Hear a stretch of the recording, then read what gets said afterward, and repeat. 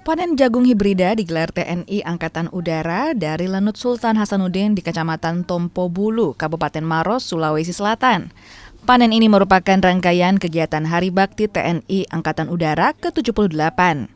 Panen jagung hibrida ini juga merupakan bagian dari upaya mendukung program Asta Cita pemerintah dalam memperkuat ketahanan pangan nasional menuju Indonesia Emas 2045. Jagung hibrida dengan usia 115 hari ini dipanen di atas lahan binaan seluas 200 hektar. 1 hektar lahan jagung mampu menghasilkan 6,6 ton.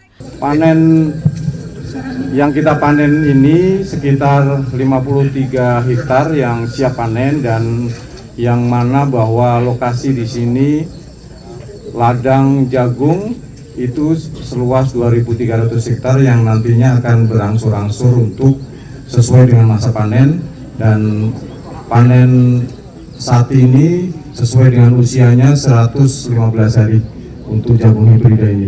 Selain melakukan panen jagung dan pendampingan kelompok tani, TNI AU juga membantu memasarkan dan mengembangkan hasil panen milik petani. Tim Liputan Kompas TV Maros, Sulawesi Selatan.